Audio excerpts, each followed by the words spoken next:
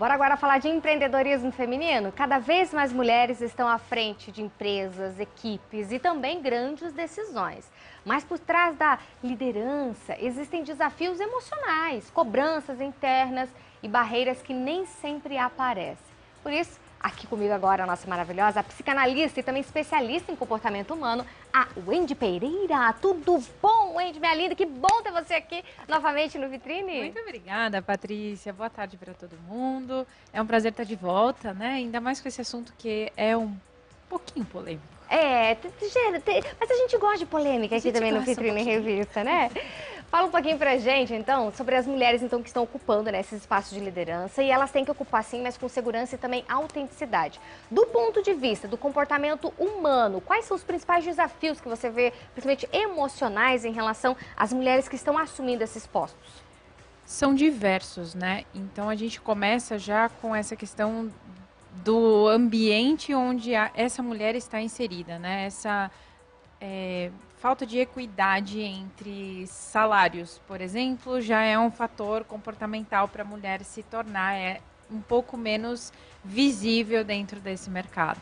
Os fatores emocionais agregam muito por conta, né, aproveitando o gancho da crítica que nós estávamos falando antes com a Thelma, é muito importante também porque a mulher ela tem uma autocrítica e uma autopercepção muito maior. Então ela fica muito mais hipervigilante em ambientes de liderança, tendo em vista de que hoje os cargos são ocupados ainda mais por homens do que por mulheres.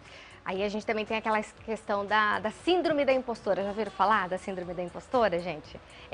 A gente vai explicar um pouquinho mais pra gente o que é essa síndrome e por que muitas mulheres ainda se colocam dessa forma, Wendy.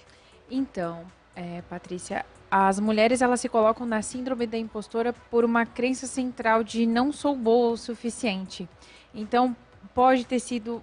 A mulher ela é muito mais cobrada. Senta direito, come direitinho, senta igual uma mocinha. Então, a gente vem de um conjunto de regras sociais que fazem com que a mulher ela se torne muito mais apreensiva sobre a sua própria forma de se comportar. Então, quando ela chega num ambiente de trabalho, ela fica com essa voz dentro da cabeça dela, reformulando essas crenças de, será que eu sou boa o suficiente? Então, ela cria esse comportamento crítico com ela mesma e mesmo sem as outras pessoas estarem nesse ambiente fazendo essa cobrança. Então, a síndrome da impostora é justamente esse lugar de eu sei que eu sou, eu sei que eu posso, mas será que eu posso? Então, fica essa dúvida sempre nesse comportamento de será que eu sou boa o suficiente mesmo? Será que eu vou dar conta? Será que é isso mesmo?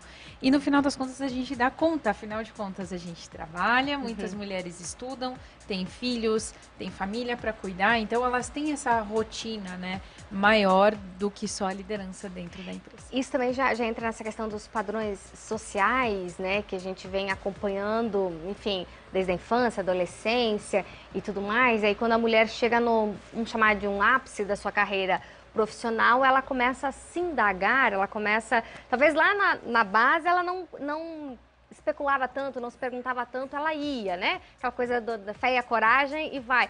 Mas daí quando ela chega lá, talvez comece a vir essas vozes. Exatamente. A gente tem uma sociedade que cobra muito da mulher um estereótipo, um cabelo, que não, né, vou usar o exemplo do meu cabelo, é um cabelo crespo, é um cabelo ondulado, e por muito tempo ele não foi um cabelo aceito pela sociedade. Então a gente tinha um modelo de mulheres que tinham que ser altas, magras, brancas, então tinha um estereótipo.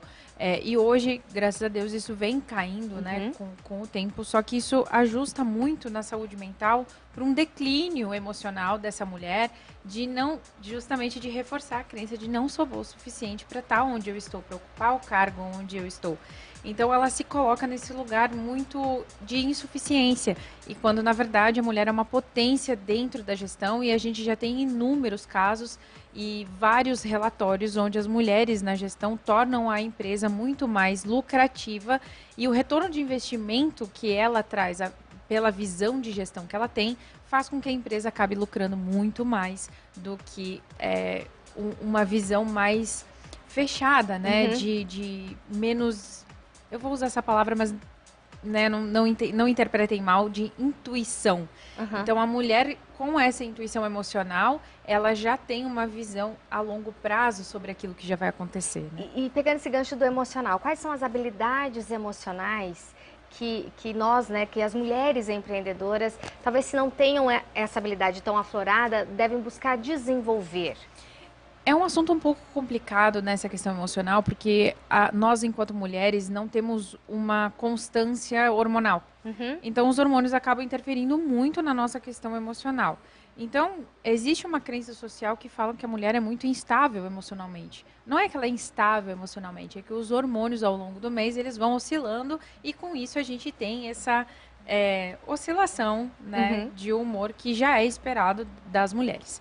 Então, a minha sugestão é que sim, a gente tenha uma resiliência maior emocional com relação a se conhecer o próprio corpo. Então, em que momentos que eu percebo que o gatilho externo gera um determinado tipo de sentimento em mim? Então, a habilidade e competência que eu sugiro para que nós, mulheres, todas nós tenhamos, é esse autoconhecimento e esse autodesenvolvimento perceptivo de quando que eu percebo que eu me desregulo emocionalmente. Então, essa resiliência emocional, ela é muito importante na liderança, no sentido de se conhecer e saber que aquele ponto, aquele gatilho, determinadas situações fazem com que eu me desregule ao longo do dia. E aí eu perceber como que eu faço para me regular sem que eu precise demonstrar ou pode demonstrar, né, deve, mas faça com que eu me sinta mais confortável emocionalmente para liderar. E existe alguma forma, tipo uma forma feminina de liderar, por exemplo? O que a psicanálise nos fala sobre? A psicanálise, ela não traz esse conceito pra gente, né? A análise, ela faz com que a gente analise o que me gera o desconforto. Então, eu vou para o lado da análise quando eu tenho um desconforto, algo que eu quero entender melhor. Então, o cérebro, ele aprende muito pela lógica, né? Como a Thelma mesma falou. Então, a psicanálise não tem um conceito sobre isso. Então, o que a gente fala, e eu no lugar de liderança também, como empreendedora, eu sempre digo que nós precisamos desenvolver, sim, a nossa autoridade quanto ao posicionamento daquilo que a gente tem de sugestão dentro da empresa, né? Na gestão, na liderança. A gente tem muito mais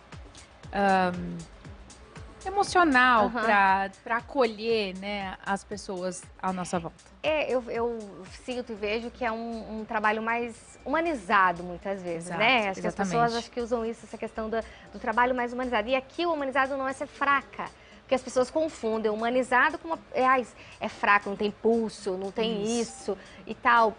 E muitas vezes, quem diz que tem que ter pulso? Que tem que ter isso, que tem que ter aquilo? Se a empresa está gerando lucro, né? Está pagando todo mundo e tem um ambiente saudável, que acho que é isso que a mulher traz muito também.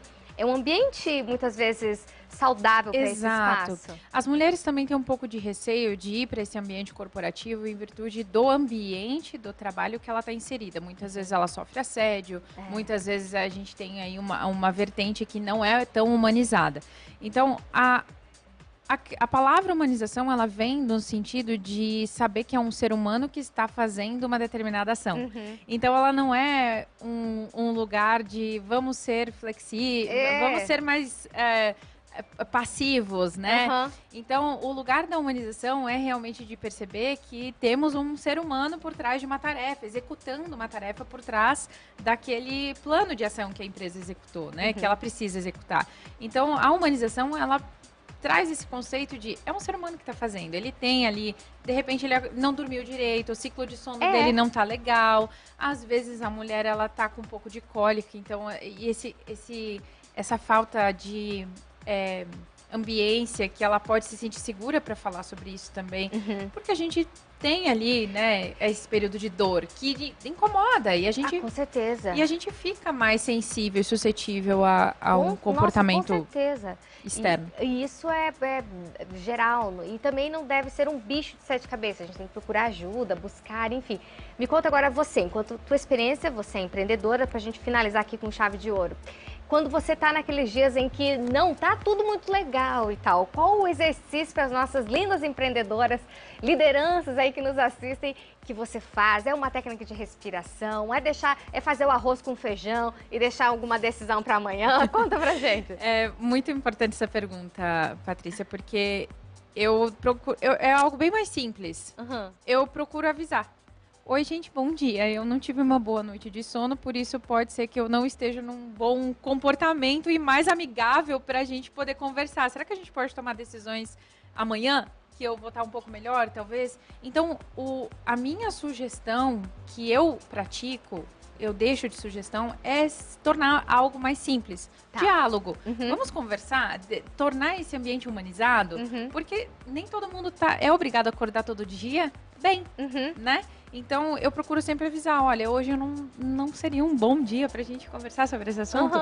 É claro, às vezes tem decisões que a gente precisa tomar naquele dia, mas também aquela pessoa que está chegando, ela também não sabe como é que você dormiu, ela não sabe como é que você passou, ela não sabe se você está se alimentando legal, se você tomou água naquele dia. Ou seja, sim, técnicas de respiração ajudam muito, né? Todo esse contexto ajuda muito, mas o diálogo, para mim, faz toda a diferença. É primordial. Exatamente, primordial. Perfeito, Andy. Muito obrigada pela presença aqui no Vitrine. E até uma próxima, minha linda. Muito obrigada, Paty.